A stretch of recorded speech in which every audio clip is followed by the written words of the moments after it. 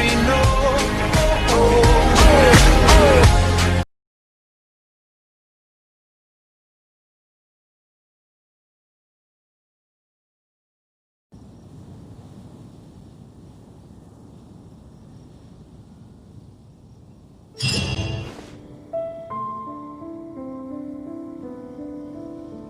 You guys are back! The honorary knight returns triumphant. Yep, we're back from tussling with Dvalin. You just returned yesterday, right? Jean got back first, and she told us all about your heroic deeds. I wonder if I'll ever get an opportunity like that. You're right, actually.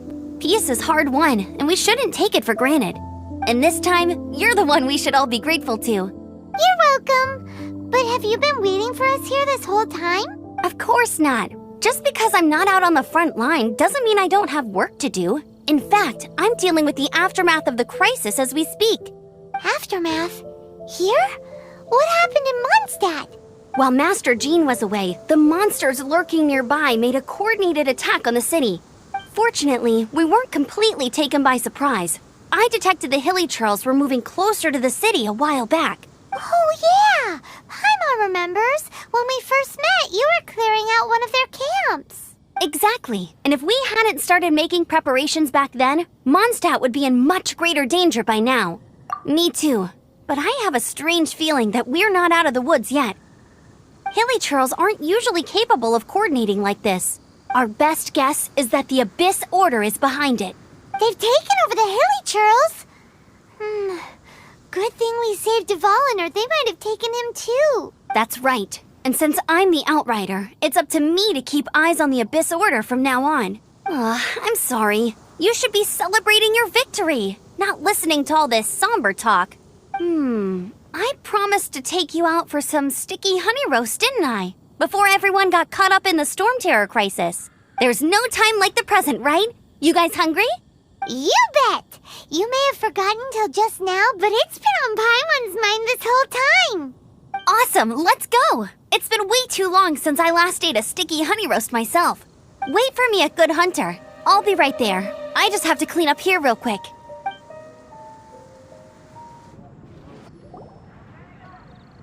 Greetings. May I take your order? Why so cold? I've always thought that we enjoy quite the intimate friendship. Ah, so you do feel something for me. And people say my charm is fake.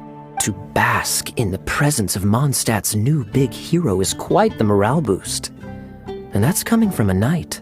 Sweet-talking, sugar-coated Captain Kaya. Nonsense. I speak from the heart.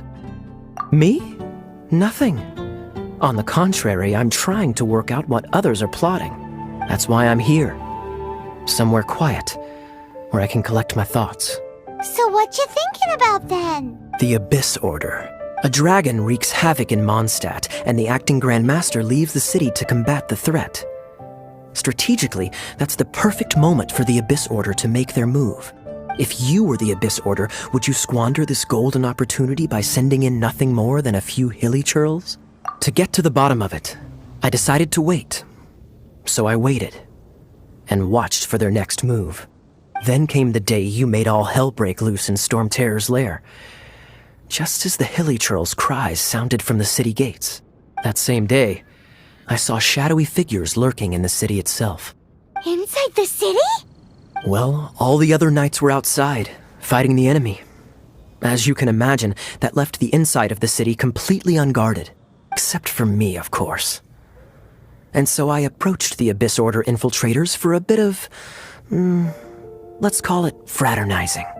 Through various means, I managed to gather some rather interesting intel.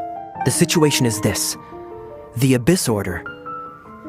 They are united under a single leader. The Abyss Order has a leader? Yes. And it was this very leader who devised the plot to turn Dvalin into a weapon of war. What exactly did you have to do to find this out? Let's just say I'm blessed with certain linguistic powers. There's more. The Abyss Order has a name for this leader. They call him the Prince. Now, I'm sorry to cut this intelligence briefing short, but I do believe I spy Amber heading this way.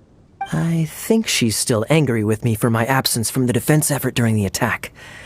I'd better slip away before she notices me.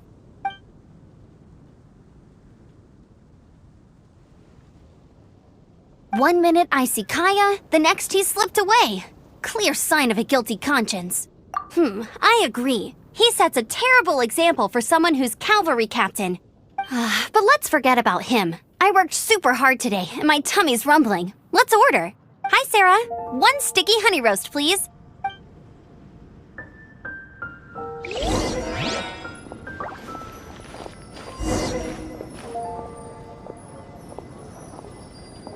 Haven't you heard? There's a strange wanderer in your region. So, now the Storm Terror threat is behind us. What are your plans for the next step? Paimon thinks it's time to leave Mondstadt and keep looking through the 7 nations until we find clues about her brother. Huh, really? Oh, well, I guess this is goodbye for now.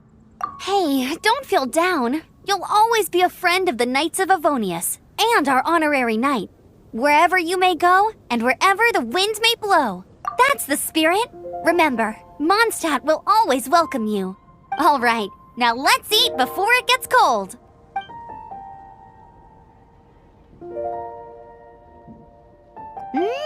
That was good. Note to Paimon, Amber's recommendations are worth the wait. Of course. Well, I don't trust myself in the kitchen. You can always trust me with the menu. Oh, I almost forgot to mention. Jean's waiting for you at the cathedral. It's something to do with the Holy Lyre de Himmel. You'd better head there now. This is Barbara, the deaconess of the church. She is here to retrieve the Holy Lyre de Himmel. May the Animo Archon protect you. I'm not really in a position to speak compared to our acting Grand Master, but I still want to thank you all on behalf of all of Mondstadt for your assistance. Fortunately, everything was resolved peacefully. I can't imagine how an all-out war between the military and the dragon would have ended. Now the Fatui have no choice but to keep their mouths shut. They must be annoyed that things didn't turn out as planned for them. This time, they even lost their best excuse to pressure the Knights of Favonius. Diplomatically speaking, they gained nothing, and on the contrary, simply proved just how vexatious they can be. Sounds like quite the story. So, did you bring the Holy Lyre with you? We cannot ask you to keep defending the lyre forever. The Seneschal has been pressing me for a while now. We, did bring it with us. It's a little... Oh, don't worry. I'm not here to collect rent. The church has always received special funding. The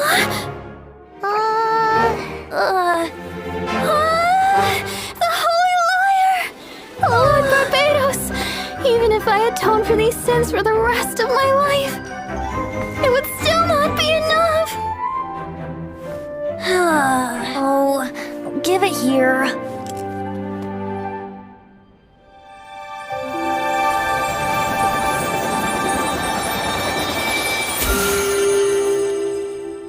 How could this the Holy Lyre, but how?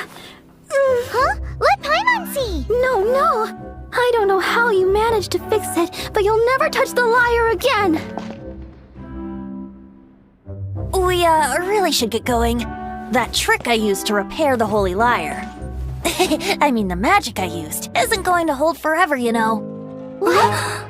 Tone deaf, Bard! Hey, don't go!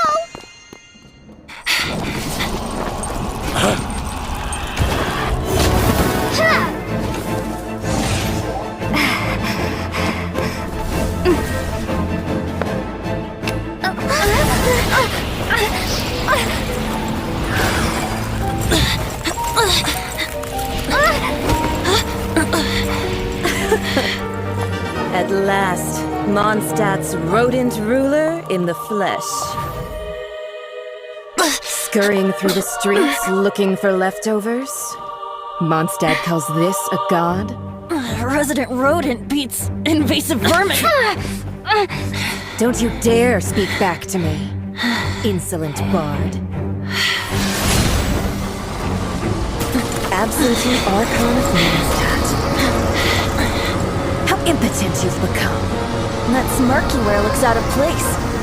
Did you steal it from your master's face?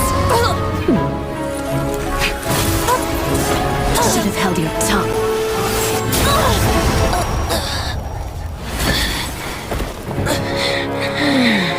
So, this is a gnosis. Wouldn't be caught dead wearing this ugly thing in public. Beauty is a waste when the beholder has no taste.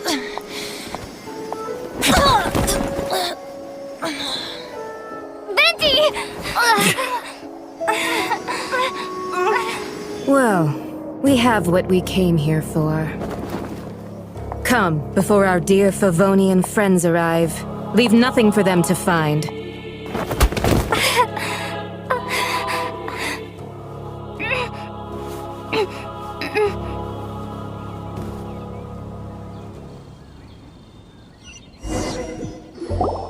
You're awake!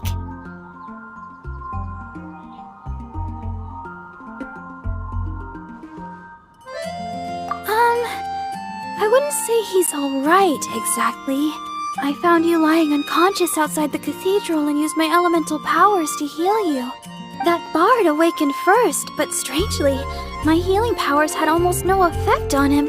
This is the first time I've encountered such a patient. But he just said, it's completely normal, and then got up and left the cathedral. He left? Already? Where'd he go? The symbol of Mondstadt's hero. That's what he said. I wanted to stop him, but Jean, I mean, Master Jean, said to let him leave. How strange. Paimon remembers Venti healing under that tree before. It's probably due to the connection between Windrise and the Animo Archon. Master Jean has figured it out as well, but we can't tell Barbara. The wind amongst the branches is good. I love the way it smells. I said the exact same thing last time. Why do I only say these things when I'm down on my luck? So you noticed. This isn't something I'm meant to discuss with ordinary people. But I suppose I can let you in on the secret. As you know, visions are external magical foci that only a small minority of people possess. They use these visions to channel elemental power. In truth, every wielder of a vision is one who can attain godhood and ascend to Celestia. We call such people allogenes. Allogenes? Paimon's never heard of them before. That's because this is a secret that only Archons are privy to. We don't need primitive tools like visions. Instead, each Archon has an internal magical focus that resonates directly with Celestia itself, known as a gnosis. It's just a glowing glass ball I carry around to avoid suspicion. So who was that nasty woman who sent Paimon flying and stole your gnosis? Her name is Signora, number 8 of the Harbingers. She and the rest of the Harbingers have been given godlike executive authority by the Tsaritsa of Snezhnaya, and with it, strength surpassing that of other mortals. The Tsaritsa of Snezhnaya? Isn't that... Indeed. She is one of the 7, the Tsaritsa who reigns from her winter palace, and the one person that the Fatui Harbingers all answer to. The 7 don't always get along well, but still. I never thought that she would plot to steal another Archon's gnosis. How should I put this? 500 years ago, I knew her well. But I can't say the same is true now. You see, a certain catastrophe happened 500 years ago, and after that, she cut off all ties with me. But we can save discussion of the Cryo Archon and the Fatui for another day. If you seek the rest of the 7, many difficulties lie ahead of you still. You should head for Mondstadt's neighboring nation of Liyue. The Geo-Archon who reigns there, unlike me, administrates his entire region personally. He only descends once every year to give his divine predictions, which set the direction for Liyue for the rest of that year. Even so, it sounds like he works much harder than a certain someone, In any case, This year's Rite of Descension is soon to begin. If you miss it, you'll just have to wait another year. What? Oh, why didn't you tell us before? Well, then bye! We're going! One moment, Windborn Outlander. Yep. Traveler, as you set off on your journey once again, you must remember that the journey itself has meaning. The birds of Tevat, the songs in the cities, the Tsaritsa, her Fatui and the monsters, they are all part of your journey. The destination is not everything. So before you reach the end, keep your eyes open. Use the chance to take in the world around you. Great. So that's that for the Animo Archon's admonishments. Back to Venti time.